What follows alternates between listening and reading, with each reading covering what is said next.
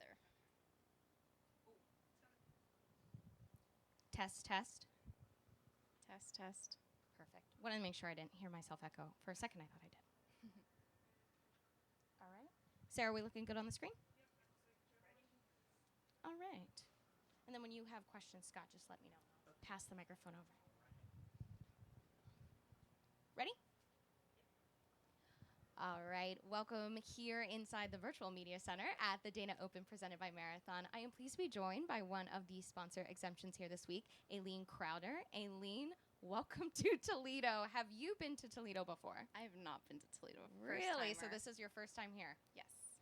This has been quite a journey to get to the sponsor exemption, just, rewinding back to the NCAA championships, being a part of that winning team, knowing that this exemption was up for grabs. What was it like to be able to earn this type of exemption into this event? It was amazing, and I wasn't really expecting it, to be honest. So I was told before we had our whole interview situation, and it was live on TV. And my coach was asked, "Oh, Anne, you know what's going to happen, right?" And everyone looked at her, and she was like, "No." And she's like, "Oh, wait, I remember." And I sat next to her, and I was like, "Well, what's going to happen, Coach?" And Coach was like, "Oh, no, it's fine, it's fine."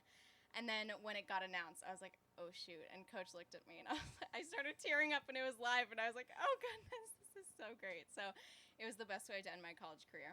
You have had an outstanding college career. Not only that, but also winning the Dinah Shore Award as well, that scholarship. When you look back on your last 4 years at Stanford, what really sticks out to you? I know the NCAAs probably as well, but what really sticks out about your time there? I think the people that I've met, I don't think I've met people as incredible as I have at Stanford. I think my entire 4 years, I was never ceased to be amazed, or I was, regardless. Yeah. Anyways, I've met amazing people. I think my people, or the people that I've met, have been great.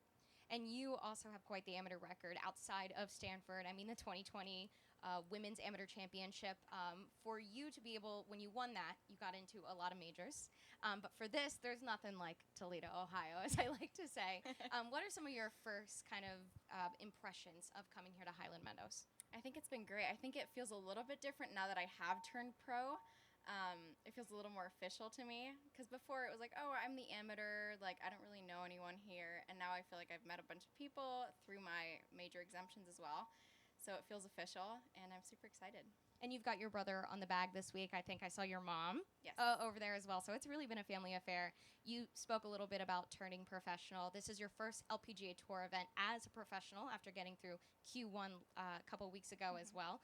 First off, take me back to Q1. What was that experience like for you? It was hot. I think that was about it, probably. No, it was a pretty smooth week. I never really got too flustered on the course, which was great because it's such a, I told my brother the other day, it's more like a marathon and not like a sprint, and it really was a marathon through that heat, but it was great, yeah. And then being able to be in this event, your first, like I said, Lpga Tour official event as a professional, what does that mean to you to take that exemption and use it as a professional here on the Lpga Tour? I think it's great. I mean, the fact that I got that opportunity is so special. I don't think anyone or everyone can say that they have that opportunity. I think it's super hard to qualify for the Lpga or for any tournament in general. So it's super special, and I'm really grateful to have that opportunity. Scott? Have you gotten much of a look at the golf course yet? Yes, so I played 18 holes on Sunday. I got in from Chicago. We drove over, and then today, and I played the Pro-Am yesterday, which was a lot of fun. So yeah, I've seen it a little bit. What do you think of it, and how will you attack it? I really like the course. It's playing a little different than the first day just because of the rain that we had, but I think it's a great course. It'll be a challenge. The greens are pretty speedy. I'm sort of glad it grained because they were really firm and really fast early on. So yeah, we'll see. I'm excited. What are your past experiences? What have they kind of equipped you with, such as the NCAA, for equipping you for coming out on tour? I think the most that college golf has taught me is patience, patience on the course. I had to have a lot of patience to balance all of my work and see or plan everything out, so I think that's really good. And I think in general, I feel like at a pretty high level at Stanford, and a lot of what do you call it? Camaraderie and competition. There we go. A lot of high competition. And so I think that really prepared me for the LPGA. Have you met any of the tour players yet and pick their brains a little bit? A little bit, yeah. I've played a lot of practice rounds with a lot of good people. I played with Lexi, Sophia, Caro, so yeah. A couple more for me, Aline. Just when you talk about the turning professional and kind of the changes that you have to make just as yourself, are there any changes that you've seen since you've turned professional? Do you think of yourself any differently, or do you just take it one shot at a time out there? I think one shot at a time. I really try to focus on exactly that, because I think if I change my mindset too much, I'm going to put myself in too much pressure, and I think that's going to backfire probably. So I'm trying not to do that. So shot by shot, hole by hole, tournament by tournament, and see where I shake out. What's it been like for you turning professional and kind of looking at your year ahead? I think it's super exciting. I think a lot of things are still up in the air, just with Q School and then Q Series, hopefully. So, I mean, we'll see. I'm sort of trying to take it day by day and just not taking these opportunities for granted. So, yeah. And I know we've only seen you this year on the LPGA Tour at the Immunity Evian Championship, but whenever you're at an LPGA Tour event, there's quite a bit of Stanford grads, like you said, Sophia, Caro, the other Germans out here. Is there anyone that you lean on for advice, or do you reach out to anyone, or has anyone reached out to you? I think I talked to a lot of the Stanford grads, Andrew and Albin, and then I've leaned on Sophia, I would say, and Caro for sure. I think my first couple of majors, I only played with Caro, basically. I sort of tagged on to her. I really enjoyed that, so yeah. What kind of advice has she given you as you've kind of embarked on your professional career? I think a lot of things were like middle of the green. Middle of the green's great always. And then I think the main thing was at A&A. She gave me a couple of pin positions that had been in the past, and she was like, don't hit it here, don't hit it here. And at Q Series, I hit it where she told me not to hit it at A&A, and it wasn't great, but yeah. So you're talking about 2021.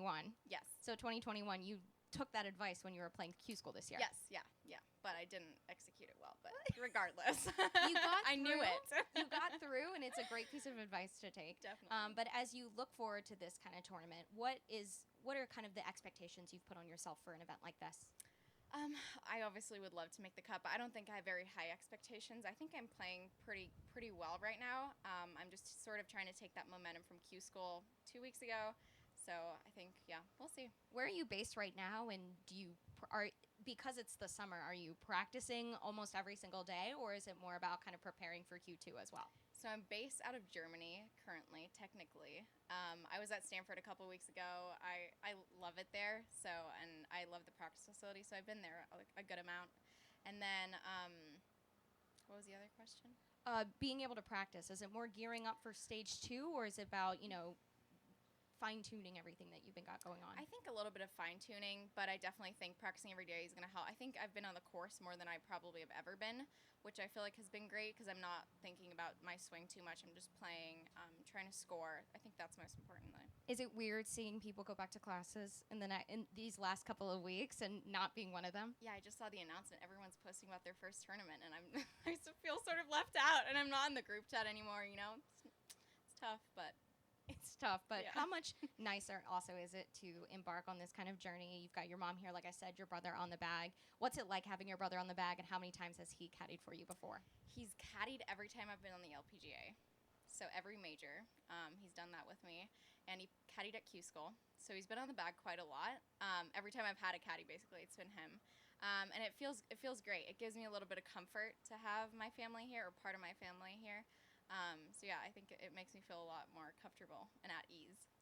And one more from me. I think Beth Ann would like me to ask this as well, but just what do you see in your game when you're playing Highland Meadows? What is it about this course that you think suits you the best? I think with these fairways right now, they're not rolling a lot, and I think my carry distance is pretty decent, so I think that's good. Then my short game has been pretty decent. The rough is pretty thick on some green or near some greens, so we'll see about that. My putting's been pretty good, at least at Q School, so I'm trying to take that into this week because the greens are pretty fast, a little slopey, so... And I know you said that this is your first time in Toledo, but this event, the Dana Open, has been here for 35 plus years. Mm-hmm. It is such a standalone event for this community. Being in Toledo for the first time, being around this event and kind of getting a first taste of the community, do you feel that even in these practice round days? Yes, definitely. And with the pro-am yesterday, it was so great, and they told me all about this event, and all about the community, and they were so great. I kept in touch with them. I texted them last night, this morning, so they've been really great. So yeah, I definitely feel that. That's incredible. Well, any more questions? A couple. What is your brother's name? Tim Krauter. Tim. Mm-hmm. Okay. Um, Obviously, you are faking a great American accent, then, right? You've spent more of your life in the States, it sounds like, haven't you? Well, I came over when I was 15, Okay. so not quite more, but I spent a lot of time here. Yes. Okay. Mm-hmm. Because the German the accent is destroyed. Yeah. Yes. Well, I always tell people, or I like to tell people, I lost it on the border, but I never really had one to begin with. So. Okay. And most Europeans speak English better than Americans do. Yeah. So. Maybe. What have you found as far as getting acclimated to being on tour? I mean, there's a lot, isn't there? Besides going on the golf course and hitting your best shots, what kinds of things are you finding that you have to get acclimated to? I think definitely playing practice rounds in a different way, because there are always 3 days of practice rounds usually, and not overdoing it. I would say in the beginning I always played 3 straight 18-hole days, and then I was sort of worn out, I felt like. After Q school, nothing's gonna wear me out ever again. So I think getting acclimated to that, seeing how much I want to do, how much I want to practice after the round. If I don't want to practice, that's fine too. I'm not really putting too much pressure on myself with things like that.